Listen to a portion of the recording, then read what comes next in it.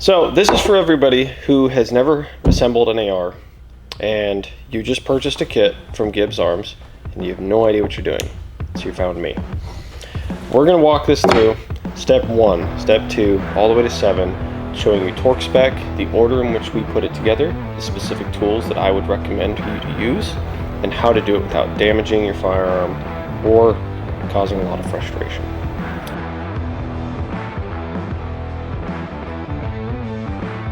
I like to start with the mag release, taking that and assembling it in so that your receiver has something to clamp into when you put it into your bench clamp. Taking the gun, setting it face up so you can see everything, you're going to open baggie 1. It's going to have all of the components, your mag release, your button, and your spring. I start with the mag release. We set that through, take your finger, hold it in place. Spring goes in, mag release has a textured side and a smooth side. Smooth side down, go in, righty-tighty, lefty-loosey. Give that a couple rotations. Tighten that down until you feel it, see it hit the receiver. Line it up nicely, taking a plastic punch. Push it down all the way through and give it another 2 rotations, locking it in place, giving you a good amount on both sides, and it'll release the mag.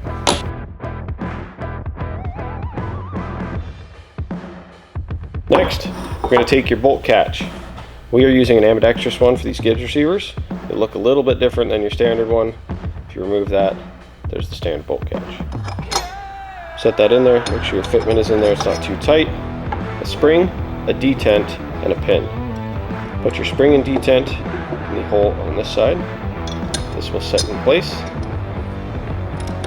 And the ambidextrous ones are nice because they do kind of hold themselves in there.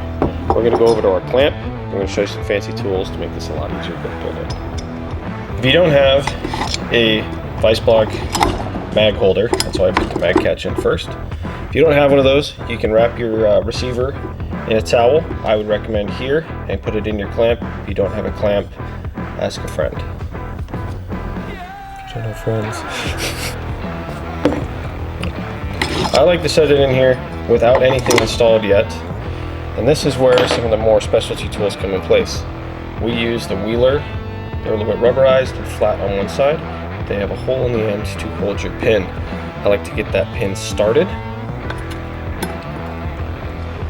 before I put anything in.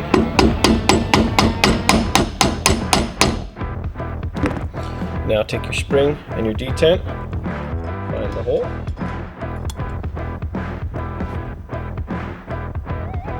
Bolt catch, make sure you get that pin detent depressed in there.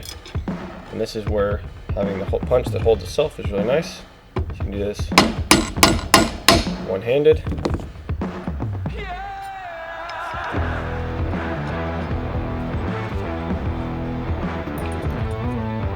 Finish punch.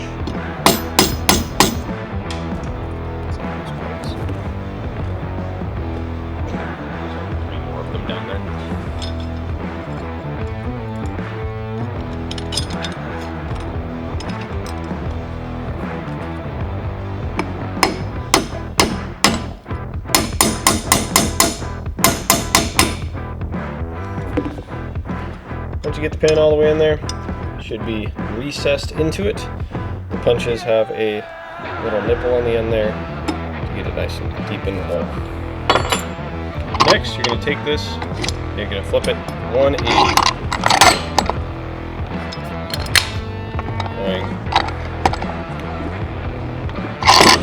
front detent up, detent, and the detent spring. You're going to put your spring in the hole first.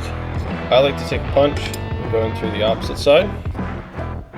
You take your detent, you line it up on top. I would highly recommend you wear safety glasses during this entire process, because if you mess this up, the spring will go flying across the room. You take your detent, your front takedown pin, and push all of it into the hole.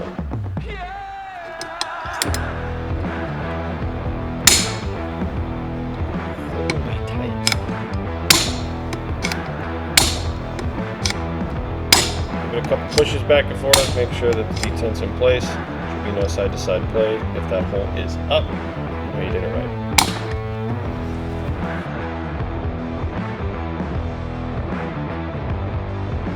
to install the trigger. Now, at this point, if you have your own trigger that you would like to install, you can do that there and follow along. We use a BCM. This is a standard mil-spec trigger. If you like the BCM ones, just good for the quality and they look nice. If it doesn't come with the trigger pin installed and it comes in pieces, you should be looking for a black spring, your disconnect, and the lower trigger with a spring. We'll take this and stick it into the lower receiver, lining it up with your bottom hole. There are 2 lines on the pin. I'm going to take the smooth side, go in the hole, and line up all of the components. If you have a slave pin, that will help you with this. Makes it a lot easier.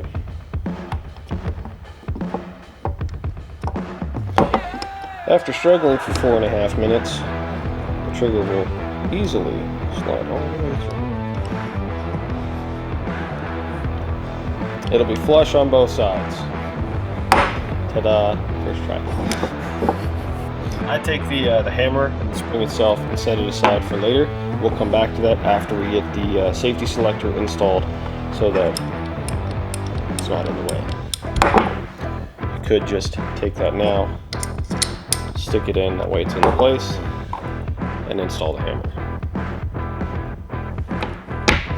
Before you install the hammer, remove your pin, set that aside, take your selector switch going in from the bolt catch side, unless you're lefty and you ordered a specific left-handed one. I'm going to go in through that side and install that first, so that when the hammer goes up, the trigger goes up when the hammer is installed, you can actually get this in and out. Taking the hammer, your spring should look like this. If it does not look like that, switch it around.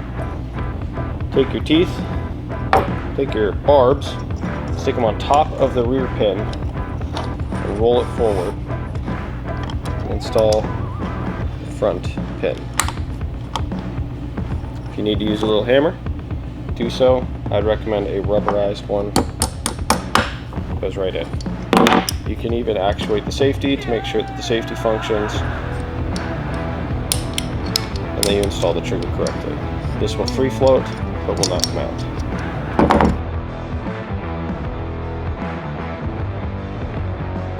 The point I like to install the grip is it really locks in everything here.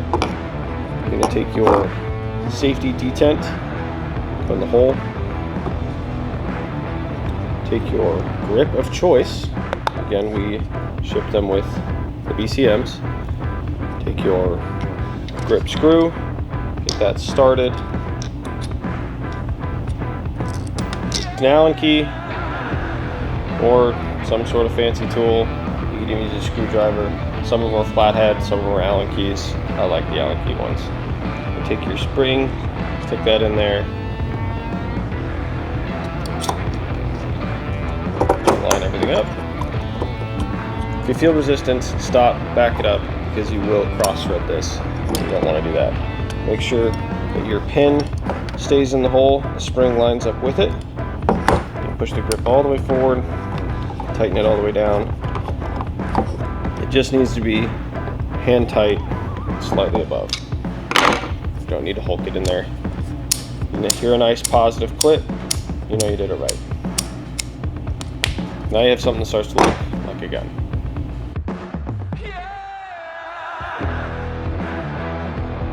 Continuing to the rear, prep your buffer tube. Buffer tube, castle nut. It's a castle nut because it looks like a castle. You're going to take your big teeth, point them towards the back. The back is the non-threaded side. Put that all the way to the back. Plastic out of there. Your back face, back plate, there is a detent on one side, a divot on one side, and a little canyon on the other. The canyon goes out, so it locks into the rear here. If you have your own QD plate you would like to put in there, that's where you do that. Continuing with that, the rear divot pointed forward, start to thread that on.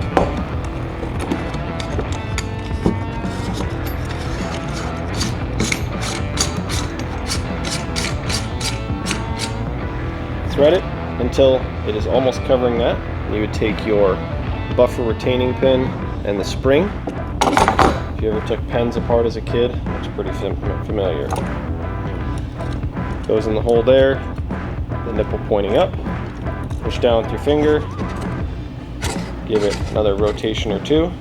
If you need a little bit of assistance, I almost lobbed that into my eye. You take one of your punch pins, push down on it, and it will nicely click into place and lock in. Now this is still loose on the back end on purpose, so that we can take our rear takedown pin with the grooves facing to the rear.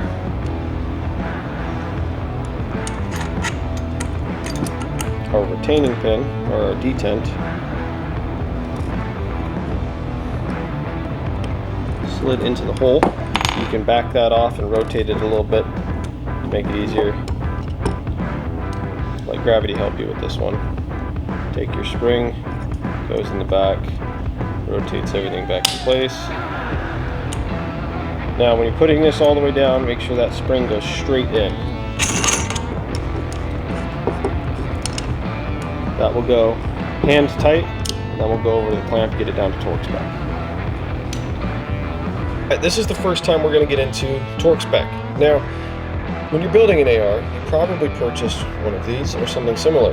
Now the beauty of the Magpul wrenches is, rather than Googling things, they have torque spec, rough torque spec on the back. Obviously barrel nut, it says 30 to 80. Castle nut, 40 pounds. I like to go about 35 plus a little. Now if you don't have one of these and you spent a lot of money, bought a kit that's got the nice ones with the torque bar, perfect. If not, take it to a gunsmith, they can lock it in for you.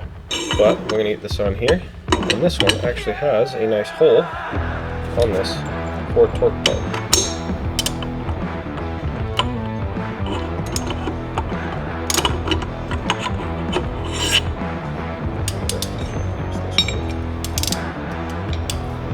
Now to get true torque spec, go to 90 degrees off the wrench.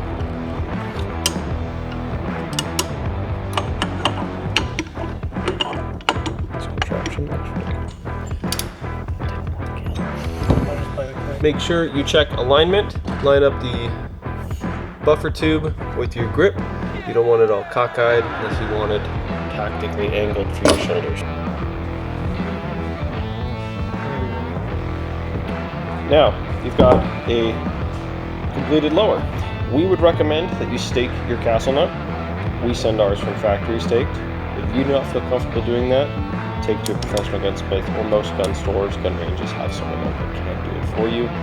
We're not going to do it for this video. Now, you're ready to install your stock and your buffer. BCM stocks, give it a squeeze, put a longer Allen key in there. This is the BCM foregrip one that they send you. Give it a nice pull, slides right on. Easy day. Now, before you install your buffer and your buffer spring, I like to give these a little bit of some lube. I don't know if this helps. I like to use Lucas.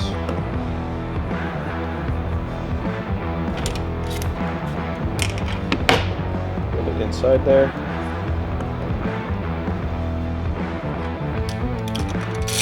And I don't know if this does anything, but it makes me feel better. Just give it a little bit of trust on the springs.